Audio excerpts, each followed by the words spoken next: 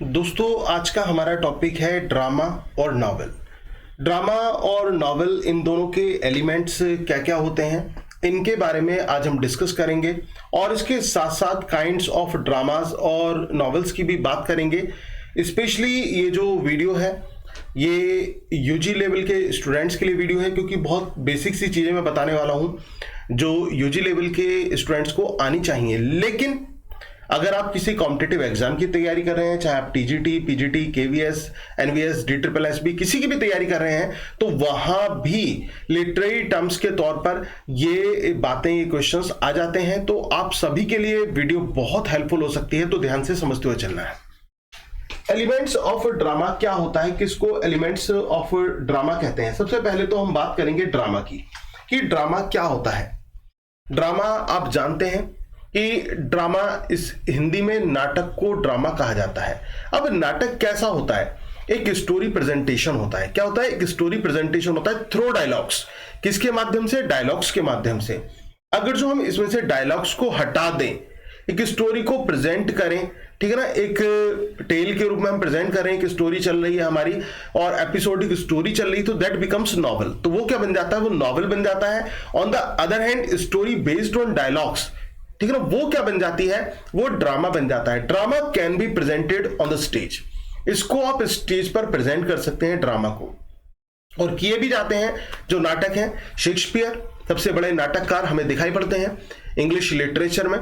और इसके अलावा आप देखते होंगे कि आपने बहुत से प्लेज आपके स्कूल्स में, कॉलेज लेवल पर बहुत से प्लेज होते होंगे, हो सकता है किसी में आपने पार्टिसिपेट भी किया हो।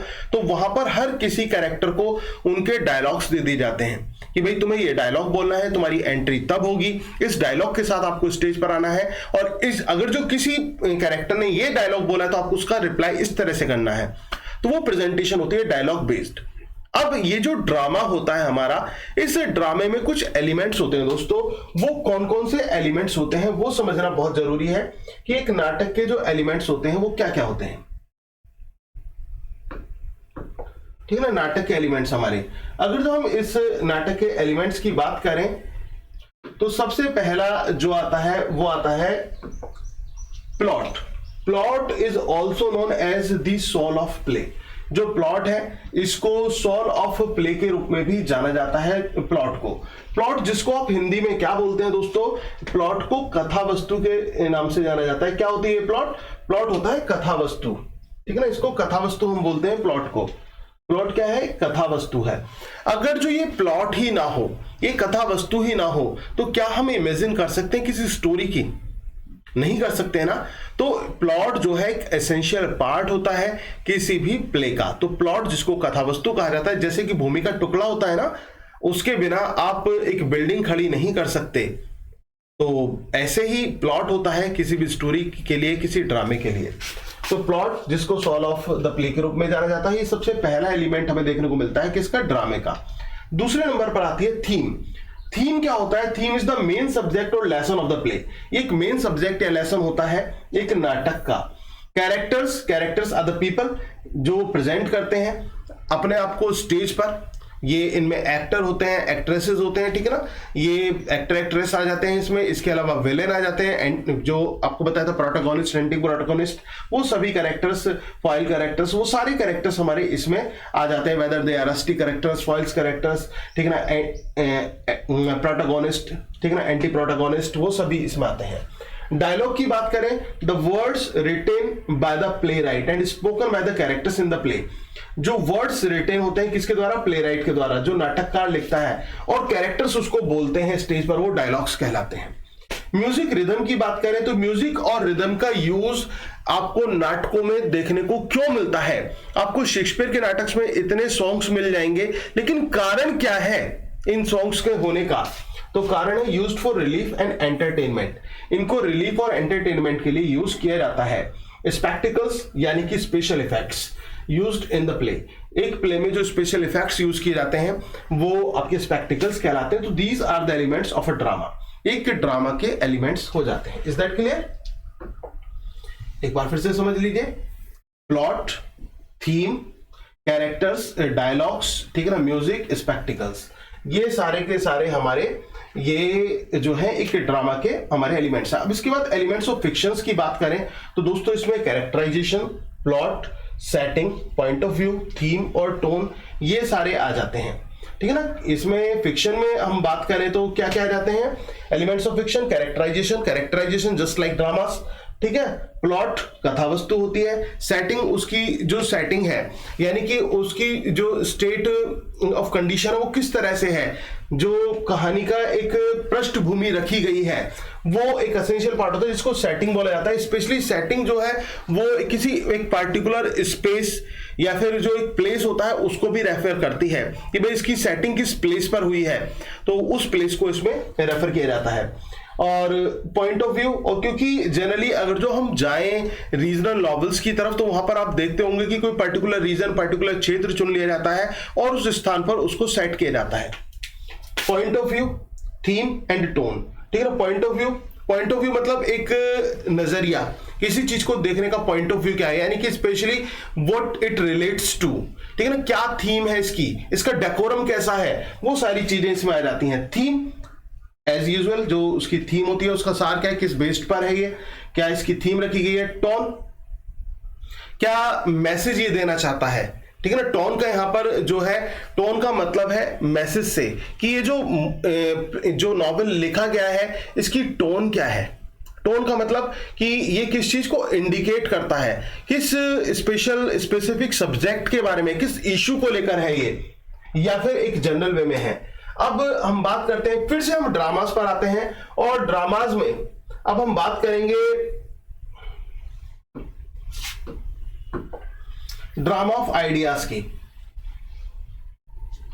ड्रामा ऑफ आइडियाज जो है वो क्या होते हैं। सबसे पहले हमने बात की drama of ideas. The term drama of ideas was pioneered by GB Shaw, ठीक है ना। जो ये क्वेश्चन इंपॉर्टेंट है, एग्जाम में आ सकता है, पूछा जा सकता है, भाई जो ये टर्म है ड्रामा ऑफ आइडियाज इसको किसने पायनियर थे, इसके कौन पायनियर थे, किसने इसको बनाया था। Your answer will be George Bernard Shaw, GB Shaw, जिसका आपने कैंडिडा प्ले पढ़ा होगा, जिसका आपने Arms and the Man play पढ़ा होगा, ठीक है ना।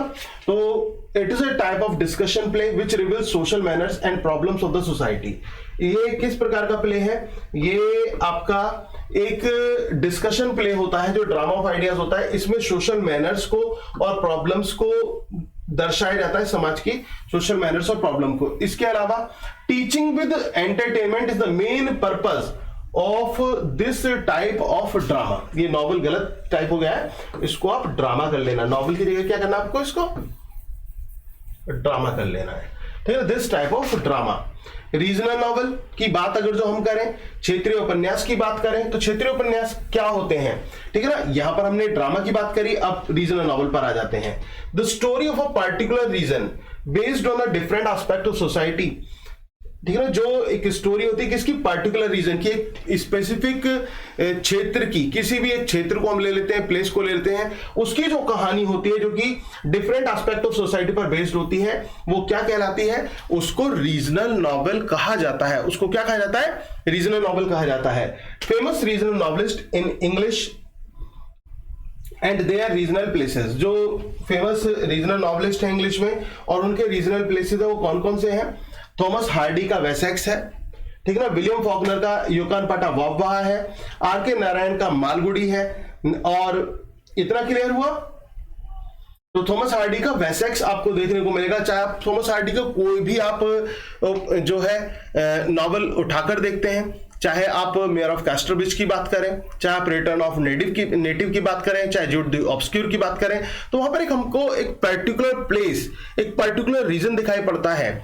वो कौन सा है, वो वेसेक्स है। तो यानी कि हार्डी के जो प्लेस हैं वो वेसेक्स बेस्ड होते हैं, उनका जो रीजनल प्लेस है वो वेसेक्स है।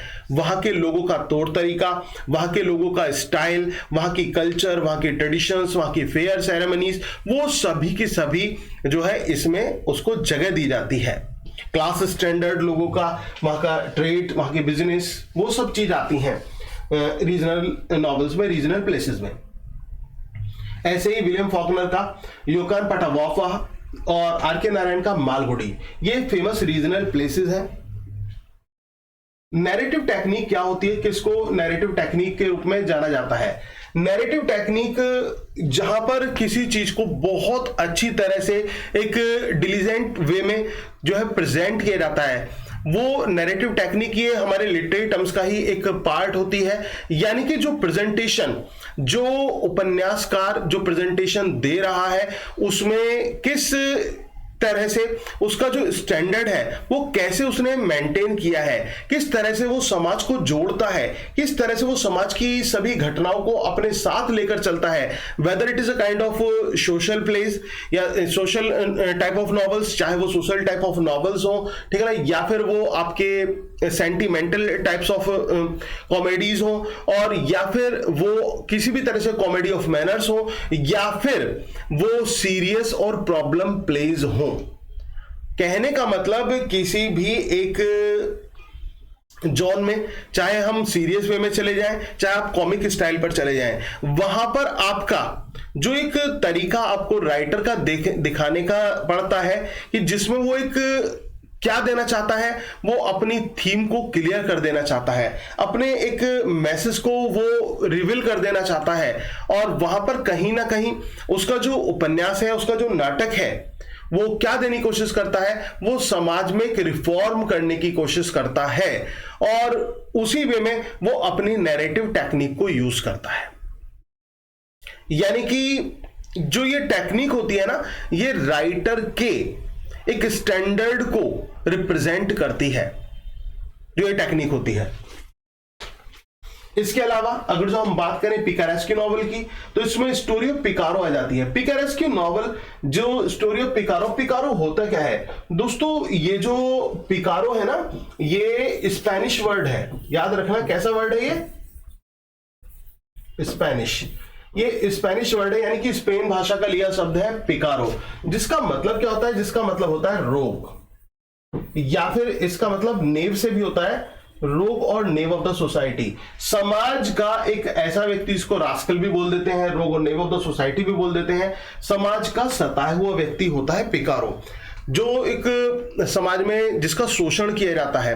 अब पिकारो कोई भी हो सकता है, समाज का सताया हुआ व्यक्ति हो सकता है, किसी निचले स्तर का व्यक्ति हो सकता है, कोई बहुत ज्यादा गरीब व्यक्ति हो सकता है, ठीक है, कोई क्रिमिनल टाइप का व्यक्ति हो सकता है, क्योंकि लेकिन वो बना कैसे, वो इस माहौल में कैसे आया, उसकी परिस्थितियां उसको लेकर आई, तो वो परिस्थितियां उसको क्या बना देती हैं, पिकारो बना देती हैं।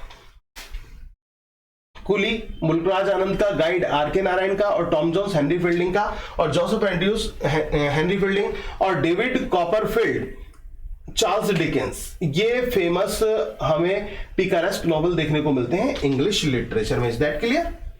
इसके बाद दोस्तों ये आता है हमारा एक्सप्रेशनिस्ट ड्रामास। अब ये क्या होता है, एक्सप्रेशनिज्म ड्रामा किसको कहा जाता है? एक्सप्रेशनिज्म, इसकी बात करें तो दोस्तों एक मॉडर्न मूवमेंट है ड्रामा में।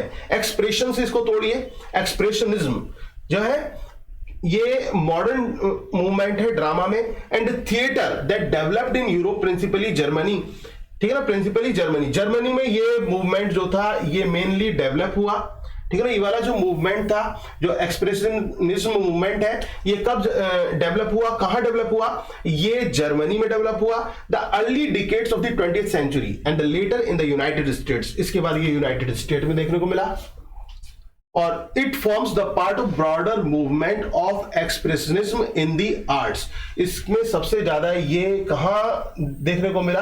आर्ट के फील्ड में ये देखने को मिला, आर्ट एंड लिटरेचर में ये देखने को मिला। तो आई होप कि आपको ये भी क्लियर हो गया होगा। तो ये एक मूवमेंट है ड्रामा और थिएटर में। तो दोस्तों ये थे आपके आज के टॉपिक, जिसमें मैंने अभी और भी हैं, ठीक है ना, टू बी कंटिन्यूड। अभी हम और भी जो एलिमेंट्स ऑफ ड्रामाज हैं, एलिमेंट्स ऑफ नॉवेल्स हैं, या सॉरी एलिमेंट्स की तो हमने बात कर ली, जो काइंड्स ऑफ ड्रामाज हैं, काइंड्स ऑफ नॉवेल्स हैं, क्योंकि अभी हमने केवल एक दो काइंड्स डिस्कस किए हैं नॉवेल के और ड्रामा के। The rest of the kinds will also be discussed in coming classes. तो आप बने रहिए चैनल पर। वीडियो अच्छी लगी हो तो प्लीज वीडियो को लाइक जरूर कर देना, ज्यादा से शेयर करना, कमेंट करना। इसके साथ साथ अगर आप बीए के स्टूडेंट्स हैं, एमए के स्टूडेंट्स हैं, या फिर आप टीजीटी पीजीटी की तैयारी कर रहे हैं, केवीएस एनवीएस DSSB की तैयारी कर रहे हैं, टीजीटी पीजीटी किसी भी लेवल पर, तो अगर आपको नोट्स चाहिए तो हमारी ऐप को डाउनलोड कर लीजिए प्ले स्टोर से, ठीक है। वहां पर आप डॉक सेक्शन में जाकर आप देख सकते हैं हमारे जो नोट्स हैं, पेड और फ्री दोनों तरह के अवेलेबल हैं, आप उनको डाउनलोड कर सकते हैं, ठीक है, और उनको वहीं से परचेज भी कर सकते हैं, और फ्री ऑफ कॉस्ट भी काफी नोट्स हैं जो कि आप डाउनलोड कर सकते हैं। तो इतना ही रखते हैं। Thank you very much.